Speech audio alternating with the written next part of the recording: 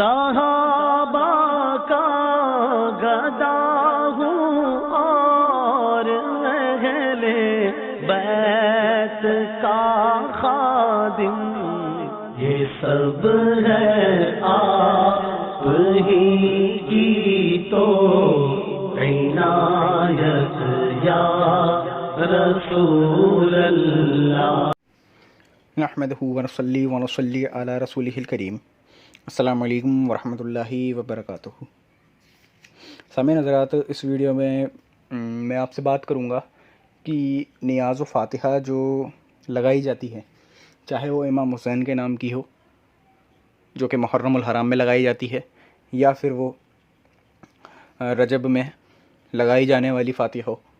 یا پھر وہ 11ویں شریف میں لگانے والی فاتحہ ہو، یا پھر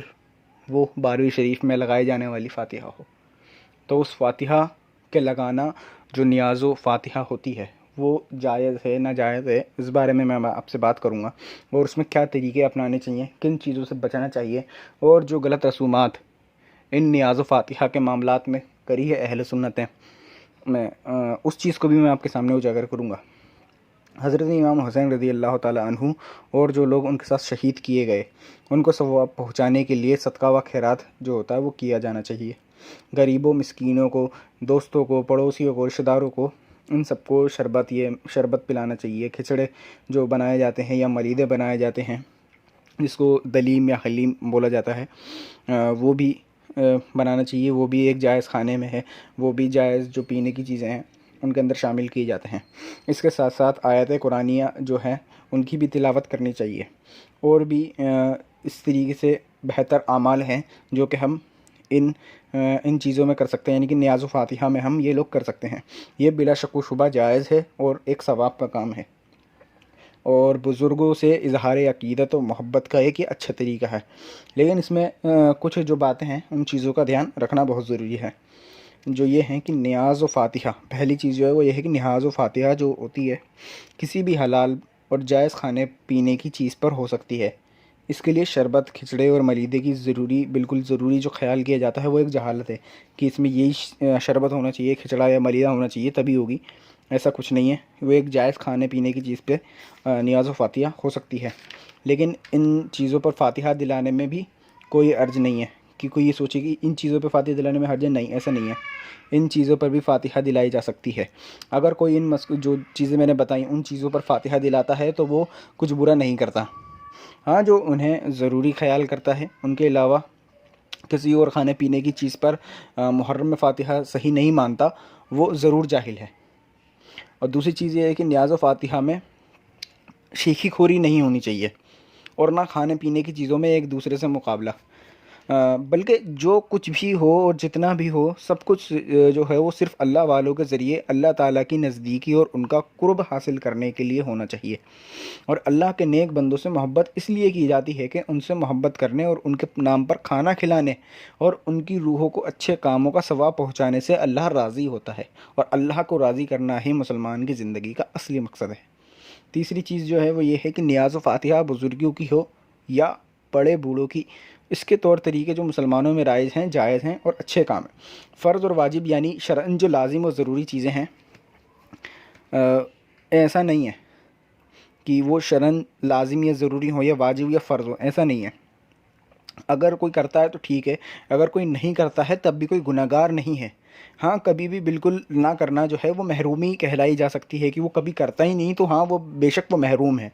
نیاز و فاتحہ جو ہے اس کو نہ کرنے والا گناہ گار نہیں ہے، ہاں اس سے روکنے اور منع کرنے والا جو ہے وہ ضرور بالضرور گمراہ ضرور ہو۔ وہ جو بد مذہب ہے وہ ان سب چیزوں سے روکے گا، منع کرنے والا جو ہے وہ ہے گمراہ، جو نہیں کرتا پر جائز سمجھتا ہے یا ہمیشہ کرتا ہی نہیں ہے، وہ محرومی میں ہے، لیکن اس پہ کوئی گناہ نہیں ہے، اور جو کرتا ہے وہ تو ثواب کماتا ہی ہے۔ اور جو منع کرنے والا ہے وہ زیادہ تر بزرگوں سے نام سے جلنے والا ہے اور کوئی نہیں ہے۔ نیاز و فاتحہ کے لیے جو بال بچوں کو تنگ کرنے کی یا کسی کو پریشان کرنے کی یا خود پریشان ہونے کی یا ان کاموں کے لیے قرضہ لینے کی کوئی ضرورت نہیں ہوتی، جیسا کہ وہ جتنے بھی موقعوں پہ دیکھا گیا ہے کہ زیادہ تر لوگ جو ہیں وہ قرضہ لے کے کرتے ہیں۔ ہمیں بتاتے ہیں کہ نارملی آپ قرآن شریف پڑھیں یا کلمہ طیبہ یا کلمہ طیبہ ہے، درود شریف ہے، ان کا ذکر کر کے یا نفل نماز یا روزے رکھ کر ثواب پہنچا دیا جائے تو بھی یہ کافی ہوتا ہے، اور یہ نیاز و فاتحہ کا ہی ایک طریقہ ہے، اور یہی ایک پوری نیاز و فاتحہ ہوتی ہے۔ ضروری نہیں کہ کسی کو پریشان کیا جائے یا قرضے لے کے ضروری ہے کہ کرا جائے، نہیں، آپ یہ سب کام کر سکتے ہیں جو آپ کی ذات سے ہو سکتا ہے، آپ وہ ثواب کام اور وہ بزرگوں کے نام پہ ثواب بخش دیں۔ اس میں کوئی شرعاً کوئی خامی نہیں ہے۔ خدا تعالیٰ نے جو ہیں اسلام کے ذریعے بندوں پر ان کی طاقت سے زیادہ کبھی بوجھ نہیں ڈالا۔ زکوٰۃ ہو یا صدقہ فطر اور قربانی صرف انہی پر فرض اور واجب کی ہے جو صاحب نصاب ہوتے ہیں، یعنی شرعاً جو مالدار ہوتے ہیں صرف انہی پہ فرض اور واجب ہے، غیروں پہ نہیں ہے، کیونکہ وہ اس چیز کا بوجھ اٹھا نہیں سکتے، اور اللہ تبارک تعالیٰ ان سے ان کی ذات سے زیادہ جو وہ بوجھ ہے وہ ان پہ نہیں ڈالتا۔ اور حج بھی اسی پر فرض کیا گیا ہے جس کے بس کی بات ہو۔ عقیقہ ولیمہ بھی انہی کے لیے سنت ہے جن کا موقع ہو، جبکہ یہ کام فرض اور واجب یہ سنت ہے، یہ کام جو ہیں فرض اور واجب سنت ہیں، تب بھی یہ انہی پہ ضروری ہیں جو ان کی استطاعت رکھتا ہے۔ اور نیاز و فاتحہ عرس وغیرہ تو صرف ایک مستحب عمل ہے، یعنی کہ صرف اچھے اور مستحب کام ہیں، فرض و واجب نہیں ہے، یعنی شرعاً لازم و ضروری نہیں ہے کہ کوئی کرے۔ پھر نیاز و فاتحہ کے لیے قرضے لینے یا پریشان ہونے یا بال بچوں کو تنگ کرنے کی کیا ضرورت ہے؟ بلکہ حلال کمائی سے بھی اپنے بچوں کی پرورش کرنا بذات خود ایک بڑا کار خیر اور ثواب کا کام ہے۔ خلاصہ میں سامنے عرض کرتا ہوں کہ یہ ایک عرس، نیاز و فاتحہ وغیرہ بزرگوں کی یادگاریں منانے کی جو لوگ مخالفت کرتے ہیں وہ غلطی پر ہیں، اور جو لوگ صرف ان کاموں کو ہی اسلام سمجھے ہوئے ہیں اور شرعاً انہی ہی لازم سمجھتے ہیں، یعنی کہ ہر چیز چھوڑ کے صرف انہیں ہی لازم سمجھتے ہیں نیاز و فاتحہ کو، وہ بھی بڑی بھول میں ہیں۔ اب پانچویں چیز یہ ہے کہ جو نیاز و فاتحہ کی ہو یا کوئی اور کھانے پینے کی چیز اس کو لوٹانا یا بھیڑ میں پھینکنا یا ان کی بے ادبی ہو یا پیروں کے نیچے آئے یا نالی وغیرہ میں گندی جگہوں پر گرے، ایک غلط طریقہ ہے۔ آج کل کیا دیکھا جاتا ہے کہ لوگ چھتوں پہ چڑھ جاتے ہیں اور وہاں سے سامان لٹاتے ہیں، ان کے پاس کچھ ہوتا ہے تو وہ پھینکتے ہیں۔ وہ کیا کرتا ہے، وہ سامان کیا ہوتا ہے، گرتا ہے، گر کے کوئی اٹھا کے کھاتا نہیں ہے اسے، کوئی ضروری ہے کہ ہر کوئی کیچ کر پکڑنے کے لیے بیٹھا ہے، اور وہ پھر گرتا ہے، نالیوں میں جاتا ہے، پیروں کے نیچے آتا ہے، اور اس سے اس کی کیا ہوتی ہے، بے ادبی ہوتی ہے۔ یہ ایک غلط طریقہ ہے، اس سے بچنا ضروری ہے۔ ایسے ہی محرم کے دنوں میں بھی بہت جگہ دیکھے گئے ہیں، کبھی پوڑیاں پھینکی جاتی ہیں، کبھی گلگلے پھینکے جاتے ہیں، کبھی بسکٹ پھینکے جاتے ہیں، یہ کچھ نہ کچھ لٹاتے رہتے ہیں جس سے کہ ان کی بے ادبی ہوتی ہے۔ چھٹی چیز یہ ہے کہ نیاز و فاتحہ یعنی بزرگوں کو ان کے وصال کے بعد یا عام مردوں کی روحوں کو ان کے مرنے کے بعد ثواب پہنچانے کا مطلب صرف یہی نہیں کہ کھانا کھانے جو ہے ان کے سامنے رکھ کر اور قرآن کریم پڑھ کر ایصال ثواب کر دیا جائے، بلکہ دوسرے دینی اسلامی یارفہ جو عوام جو مسلمین کو نفع پہنچانے والے کام کر کے ان کا ثواب بھی پہنچایا جا سکتا ہے۔ کسی غریب بیمار کا علاج کروا دیں، کسی بال بچے دار بے گھر مسلمان کا گھر بنوا دیں، کسی بے قصور قیدی کی مدد کر کے جیل سے رہائی دلوائیں، جہاں مسجد کی ضرورت ہو وہاں مسجد بنوائیں، اپنی طرف سے امام و مؤذن کی تنخواہ جاری کر دیں، مسجد میں نمازیوں کی ضرورتوں میں خرچ کرنا، علم دین حاصل کرنے والوں یا علم پھیلانے والوں کی مدد کرنا، دینی کتابیں چھپوا کر تقسیم کروانا، دینی مدرسے چلانا، راستے اور سڑکیں جو ہوتی ہیں اس میں کچھ کمیاں آ جائیں تو انہیں اپنی طرف سے ہی درست کر لینا، اور جو راستے میں لوگ چلتے ہیں ان کے لیے راہگیروں کے لیے یوز کا سامان جو وہ مہیا کرانا، یہ سب بھی ایک کار خیر ہے، اس سے بھی ثواب ہوتا ہے اور یہ ثواب بھی بخشا جا سکتا ہے۔ نیاز و فاتحہ ضروری ہے کہ ایک مروجہ طریقہ ہو گیا ہے کہ ایک چیز رکھ دی اور وہ کہیں سے بھی وہ قرضہ لے کے کرنا ہو، کیسے بھی کرنا ہو، وہ رکھ دے سامنے، اسی پہ فاتحہ ہونی ہے، وہی چیز ہونی ہے اور جیسے چاہو ویسے کرو، وہ نہیں ہے۔ ہر ثواب کا کام جو ہے وہ بخشا جا سکتا ہے۔ یہ سب ایسے کام ہیں کہ انہیں کر کے یا ان پر خرچہ کر کے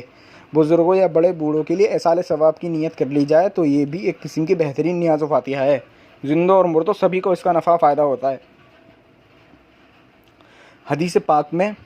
ہے کہ حضور پاک صلی اللہ علیہ وسلم کے ایک صحابی حضرت سعد بن عبادہ رضی اللہ تعالیٰ عنہ کا ماں کا جو ہے وصال ہو گیا، وہ بارگاہ رسالت میں حاضر ہوئے اور عرض کیا، یا رسول اللہ صلی اللہ علیہ وسلم، میری ماں کا انتقال ہو گیا ہے تو کون سا صدقہ بہتر رہے گا؟ سرکار علیہ الصلوۃ والسلام نے فرمایا، پانی بہتر رہے گا۔ انہوں نے ایک کنواں کھدوا دیا، اس کے قریب کھڑے ہو کر کہا، یہ کنواں میری ماں کے لیے ہے۔ یہ حدیث شریف مشکات میں باب الفضل الصدقہ میں صفحہ نمبر 159 پہ موجود ہے۔ یہ حدیث شریف میں کوئی ادھر ادھر کی حدیث شریف نہیں دیتا، میں اوتھینٹک حدیث ہوتی ہے وہی آپ کے سامنے رکھتا ہوں اور اسی سے مسئلہ اخذ کر کے آپ کو بتاتا ہوں۔ تو یہ حدیث شریف جو ہے یہ خود مشکات شریف میں موجود ہے، اور اس کا مطلب یہ ہے کہ جو لوگ اس سے پانی پئیں گے اس کا ثواب میری ماں کو پہنچتا رہے گا۔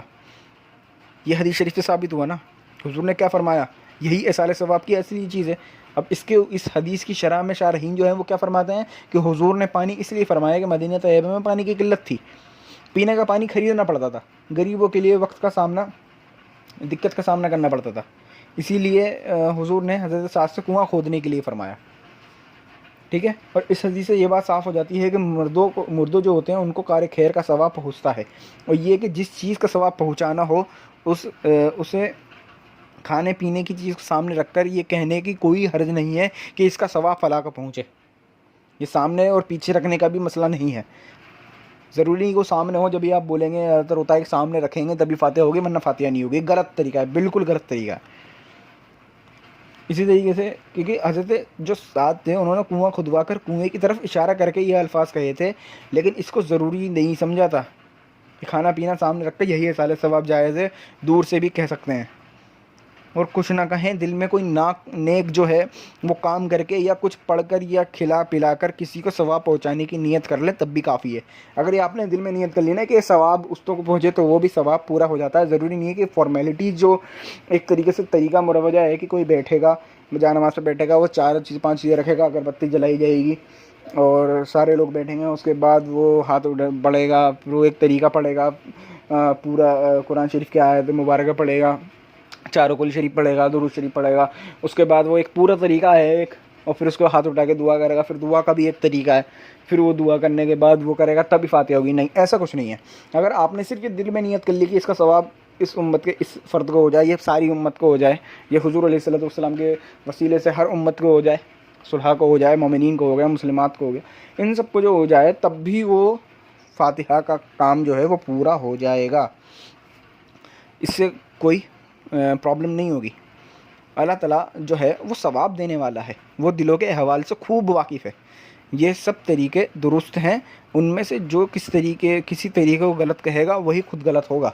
جو میں نے آپ کو طریقے بتائے ہیں وہی سب درست ہیں، لہٰذا میں نے 4 سے 5 باتیں آپ کو بتائی ہیں، ان سب کا دھیان رکھا جائے، اور جو نیاز و فاتحہ ہے اس میں کوئی سی بھی فاتحہ ہو،